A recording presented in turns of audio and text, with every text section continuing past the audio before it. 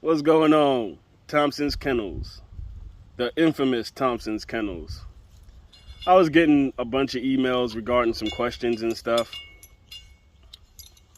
and a lot of people inquiring about that silly ghost man litter.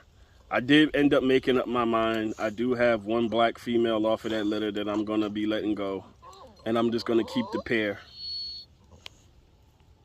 Excuse the fuck out of me for waking you up. That's Mega Maha. She's off of Flash and Miss Hustle. But it's a beautiful day out here today, man. It's not cold. It's actually kind of warm. Most of my dogs are out here sunbathing. But I was getting the emails about a lot of questions about where do you fit in and what role do you like to play. Some people love to condition dogs and shit like that. But let me slow it down. From the historical standpoint, let's start from there so we don't get all over the place. You had your breeder, your conditioner, and your boxman. Now, these guys normally got along because the overall goal was to get great dogs that had accolades, and we could keep reproducing these great dogs. But that only matters if people play their part. So the breeder would put the animals together. He would do the breeding. He had an idea of what the parents brought to the table, what those grandparents brought to the table. He would put the dogs together, pair them, do the breeding, raise the dogs up. About 15, 18 months, the boxman comes into the picture from a historical standpoint. He comes, he picks up the dog or dogs. He goes from there to school the dogs out to get them ready to achieve some sort of accolades. In the process of that, unless he was a boxman who boxed and conditioned, if he wasn't, he'd bring a conditioner on board, which means he'd school the dogs out and then place them in a person's hands to be worked and conditioned. All of this stuff that I'm explaining to you is about information, the passing along of information. From the boxman can relay to the breeder what he's seeing in the dogs and what adjustments may have to be made in future breedings with these dogs. Same thing with the conditioner. The conditioner is relaying information back to the boxman about dogs and what needs to be done as far as what he's seeing from the work standpoint. So all this information is being shared with the overall goal of getting better dogs. Where things fall in the game is, the word that destroys a lot of situations is credit. When it's time for credit to be dished out, that's when the shit hits the fan. Because you'll have the boxman. He goes out there, he gets the accolades on the dogs. But essentially, he didn't breed the dog. So the people who've seen the dog get the accolades, they initially ask who bred the dog. Which lets you know, I don't know what just set Cookie off, but what lets you know the shit's about to hit the fan. Because now everybody wants to know who's the parents to the dog, who bred the dog, and then they run to the breeder. Essentially, they'll run to the breeder. The boxman, he gets a salty taste in his mouth behind that. He has the dog with the accolades. Why are they going to him? So here you throw jealousy into the equation. Me personally, I don't really care about accolades and credits and credit for shit, because at the end of the day, I know what part I played in this chain of events. That can never be taken away from me. But everybody else does not have that same output or thought process when it comes to these dogs. They want credit for everything. So with that being said, now you have the boxman.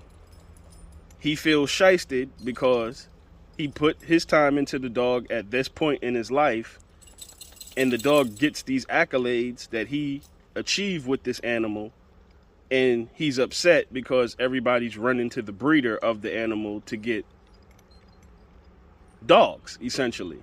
So what does the boxman end up doing? You don't usually find the conditioner in this situation, because my hands-on experience with a lot of conditioners is they're really funny characters. They really are.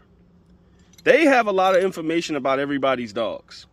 They know what's really going, what they're knowing exactly what went into, how much work put in. They're funny characters, and they're very tedious about everything they do. That's just my personal experience with conditioners. They really don't play a huge part in this discussion that I'm saying, because they really don't have a horse in the race, because they didn't breed the dog and they didn't handle the dog. They just conditioned the dog. So they got their money outright and they're good. They don't have a horse in the race. But this dispute between the boxman and the breeder is where it gets ugly. So essentially the boxman's jealous. The breeder's getting the recognition. He's looking like, I'm the reason why the breeder's getting the recognition. And what does the boxman decide to do after this? He tries to impersonate being a breeder. So what does he do? He takes the dogs with the accolades that he got, that he achieved with the dog, and he starts breeding the dog. Meanwhile, he has little to no knowledge on what actually put that dog that he won with together. So what do a lot of boxmen / wannabe breeders do? They are essentially the beginning of peddling. The infamous two words I'm going to say to you: the stud fee. This is how they open the door for the fuckery. They take that dog and they do the stud fees. Oh, it's 25, $3 to breed to him. Now every Tom, Dick, and Harry with their female from whatever lineage or whatever female they have, they pay him to do the breedings with this dog that they have, that he has. He does the breedings. Some of them come out good. Some of them come out hot fucking garbage. That's what goes on. That's the beginning of the end of a lot of things with these dogs.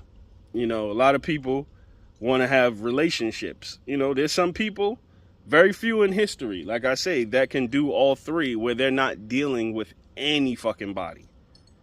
They can breed, they can condition, and they can handle. Very few men in history did all three at a high level. You know, that's the key, high level. You got some people who can do it, and it's fair, it's good. They could put a dog in somewhat of good shape, but that's not what they truly excel at. There's some people who can breed and get dogs on the ground, but their numbers aren't good as far as what they're getting off of these breedings. So you have to figure out what you do at a high level and excel at that. And if you're chasing these other avenues, you have to be able to achieve them and put in enough work and knowledge to try to do them at a high level. But I'm just explaining what took place in historical past tense with a lot of these dogs. That's why if you look at all of these older dog men, none of them really like each other. They may be, one or two of them may get along, but they don't like this one, and this one doesn't like that one, and this one hates this one, and you know, it goes on and on and on and on. Even now to this day, even though there's new dog men out here, the same shit is still going on. I enjoy the breeding and the conditioning aspect of it. I don't engage in illegal activity, so I'm never going to be in a position where I'm going to be getting dogs confiscated and all this extra shit. You know, everything I'm discussing to you is from historical past tense, but it lays the foundation of what transpires with these dogs, and a lot of people got to understand that shit. So jealousy, wanting credit, all of the things that's common to human nature is what goes on in these dogs.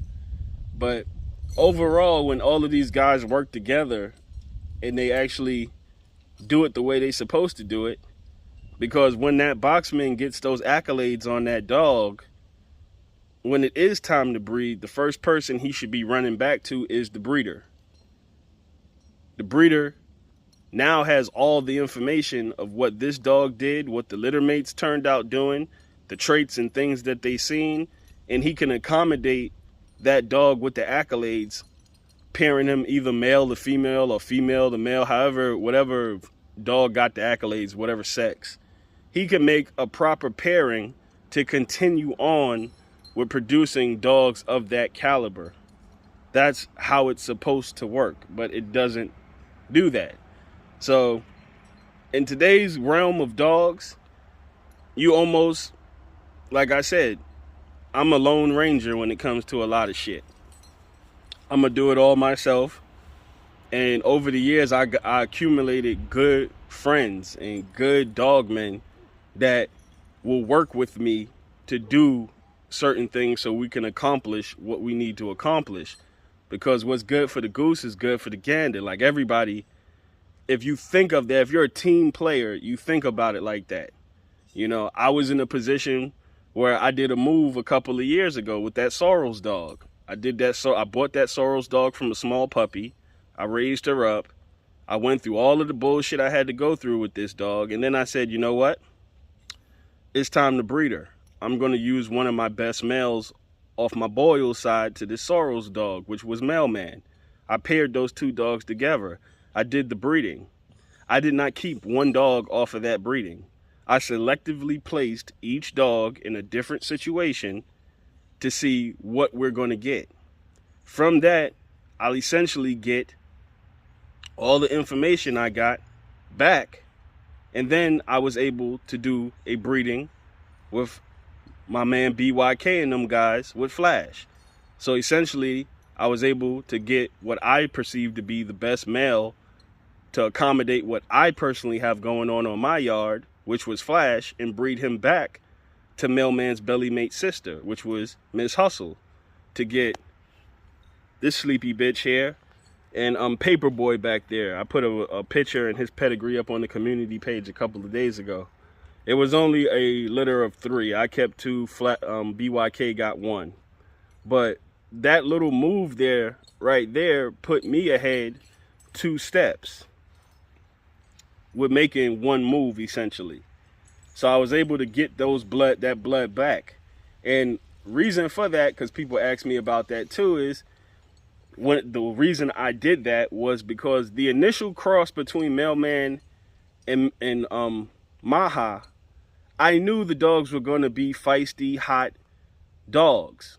When you do a cross, you initially get better dogs right off the rip with the 50-50 cross, or however you want to break it down. You initially get very good dogs when you do a solid proven cross.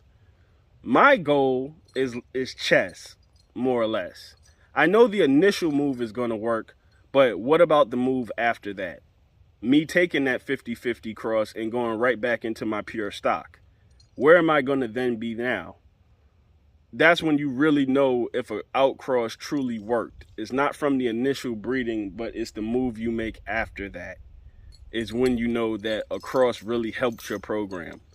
And I couldn't be any more pleased as of the moment with Mega Maha and Paperboy, as far as that blood going back into my main stuff and we going forward from this point on. So that is certain moves that have to be made in dogs. And from a breeding standpoint, it takes years and years and years and years. That's why you have to figure out what you like and what you enjoy. Because the people who don't really have a lot of patience, they're normally not breeders. People who don't have patience, they're so-called conditioners and handlers. You know, being a handler doesn't make you a dog man. Even though that seems to be the most popular thing that's going on. Everybody wants to portray like they're a handler and they're doing this, that, and the third. But the handler can be broken down on a lot of levels. They're prospect buyers. That's what they do. They go to breeders. What prospects do you have? What dogs that you have that are 15 months, 2 years old? What dogs? Those are the dogs that they like to purchase because they don't want to put the legwork into raising them. They want the almost finished product so they can run off and do what they want to do. That's why you normally hear me say, I don't sell prospects. I came into the game around a lot of boxmen, and a lot of their philosophies I do not agree with. Just being honest with you. Because when you talk to real breeders, you know that a lot of shit they say can be nonsense. A la my partner he breeds German Shepherds, $15,000, $20,000 dogs. He said some shit to me that made me laugh real hard on the phone. I was griping about the American Pitbull Terrier and, you know, just dog man griping and shit. And he was like, you got it real fucking easy. And I said, how do I have it real fucking easy? He says, you guys have probably the widest demographic of dogs. When you breed, if you look at the breed standard on the American Pitbull Terrier, the weight goes from like 30 up to 60 pounds. There's every damn near color underneath God's green earth these dogs can be. I guess the community settled on blue is the one that's not going to be tolerated, but you can get browns, blacks, brindles, black and tans, whatever. He said, look at me. I have to breed a dog that's going to be performance based, and they have to be clones of each other. There is a breed standard. He said, there's no, oh, I could get this color German Shepherd at this weight. No, I have to get this dog in this color at this weight performing at this level, or I don't get what I'm supposed to get out the deal. And when I thought about it from how hard his culling has to be, because he could have a great German Shepherd, but it may not be on weight class with what his program is. That's a cull over there, just off of weight. Dog comes out, funky markings, funky colors, that's not to their breed lineage and standard, that's a cull. No matter how good the dog performs, which in our community, it can get kind of led to a crazy place. Because gameness is not everything for me. And by me saying that does not mean gameness does not matter. It's exactly what I said. It's not the only factor in dogs getting bred on my yard. For example, what if you had a game dog? You bred him, he's game. Just giving you an example now. Excuse me, I was lighting a cigarette. But he shits in his doghouse. I know a lot of people are laughing, but every day you're gonna come outside, there's gonna be a pile of shit smeared inside his doghouse. You're gonna get on your hands and knees and clean that shit up every day. Then he's gonna sit there and he's gonna howl and bark all fucking night long. Then he's gonna go and tear up his damn doghouse, tear up his mouth, tear up his doghouse, hurt himself, but he's game. You get where I'm going with this? It's not everything to me, because I've culled dogs off my yard that were game that just did a lot of bullshit that I just didn't like. So gameness is not the one-all be-all for me for a dog to be bred. It is a criteria in the breed and it's necessary, but at the same time, that is not the pass that I give a dog just to be bred. Oh, he's game, so we could stick this barrel, doghouse shitting, destructive, retarded fucking freak to half my yard. I could breed him to everything just because he's game. That's not how my thought process works in dogs. To some people, that's all it is. So, we covered a lot. We covered the boxman, we covered the conditioner, we covered the breeder, in which I will always believe the breeder is the most pivotal part in this sequence of events with dogs. If you're going through the chain system, he has the dogs first before the conditioner or the handler receives the dogs. People talk about culling and shit.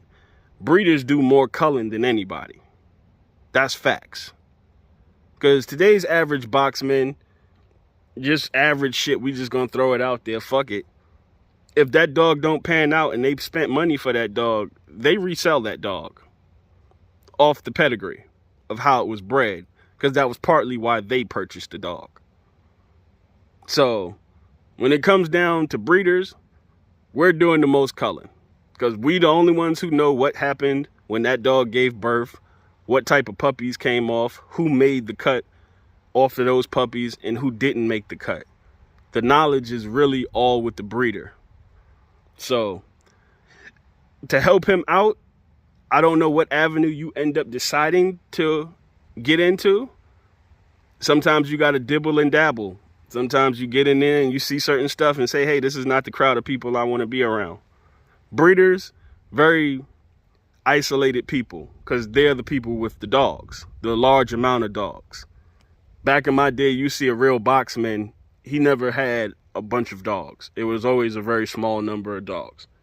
But the breeders, they're the ones with the yards and the dogs.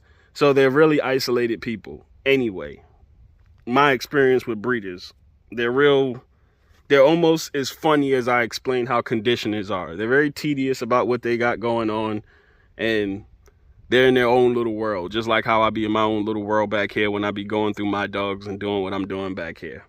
So that, I hope that I gave out some information. It's not really advice, but more or less just information of where you trying to be at in the game. And the most key part about it is, you know, have patience. Take your time. You know, it takes years and years and years to get a lot of this stuff off. You know, you can sit here, talk about I'm going to do this and I'm going to do that. You actually have to go out there and do it. And it takes time. These ain't hamsters. Like I tell people all the time, you got 2.5, 3 years of raising dogs before you even get to see what the fuck you really want to see.